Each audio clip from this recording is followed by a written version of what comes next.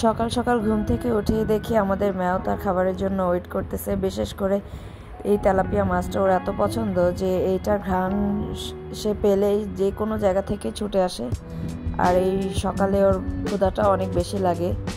তো এই যে শেফালি ওর জন্য খাবার নিয়ে আসে প্রায় প্রতিদিন, এক এক দিন আনলে কয়েকদিন চলে যায়। তো ওর কয়েকটা খাবার আছে খুব পছন্দের। আজকে আমাদের গেস্ট আসবে দুপুরে, এই জন্য দুইটা মজার মজার ভর্তা করা হইতেছে। একটা হচ্ছে চেপা শুটকি কাঁচামরিচ, আর একটা হচ্ছে লাল মরিচের। তো এত মজার ভর্তা থাকলে আসলে অন্য কিছু আর লাগেই না, খালি ভর্তা দিয়েই অনেক মজা করে ভাত খাওয়া যায়। আর আমাদের এই মেয়েটা খুব ভালো ভর্তা বানায়, ওর হাতের ভর্তা আসলে অনেক মজা হয়।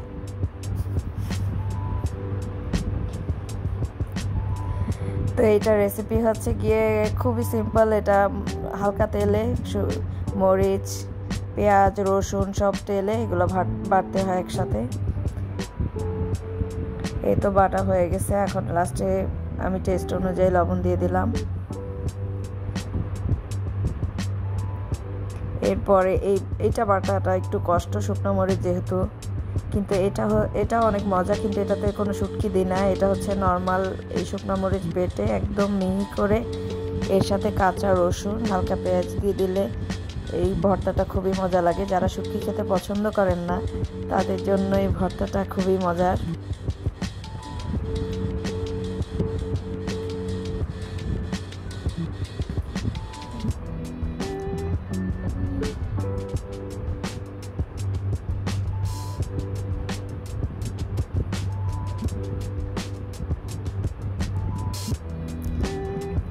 এই যে তৈরি হয়ে গেছে সেই সুস্বাদু ভর্তা।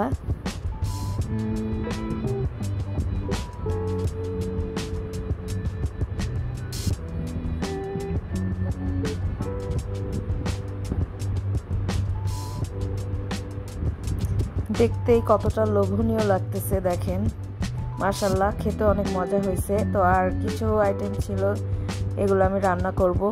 তো এগুলো সব শেফালি কেটে বেছে ধুয়ে রাখছে। মাংস রান্নার জন্য মশলা বসাই দিছি। এরপর হচ্ছে এটা রুই মাছ ফ্রাই হবে, আর এক ছোট মাছ আছে ওটা চটচটি করব। আর এই যে করলা ভাজি, এটা হচ্ছে সবচেয়ে মজাদার একটা রান্না।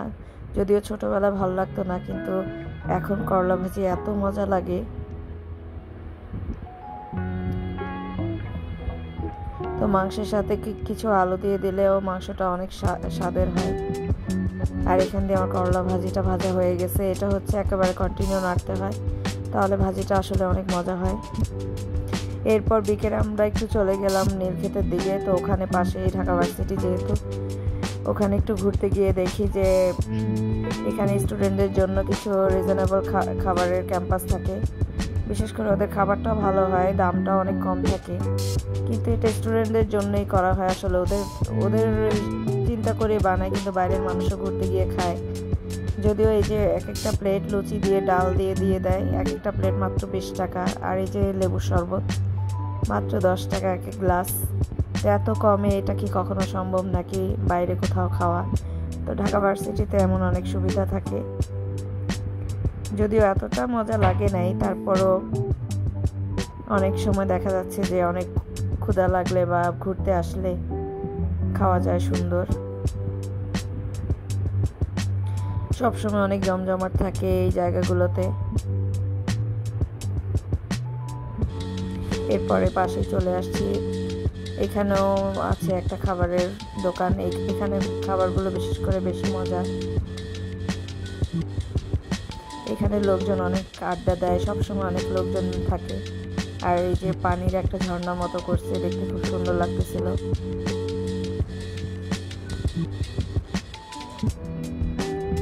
বিশেষ করে এই যে ঠান্ডা সিজনে, শীতের ওয়েদারে এইসব জায়গায় ঘুরতে ভালোই লাগে।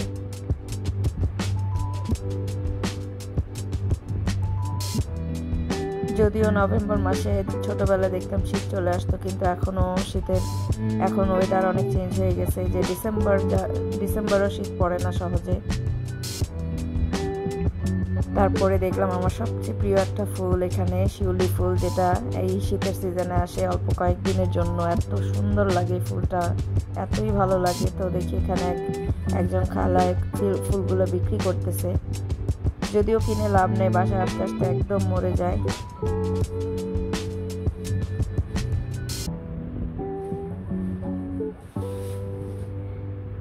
তারপরে একটা গরম গরম 1 কাপ চা খেয়ে নিলাম।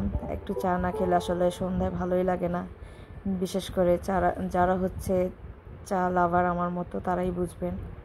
তো আসার সময় নীলক্ষেতে একটু নামলাম, আমাদের একটু কাজ ছিল, কয়েকটা জিনিস কিনবো।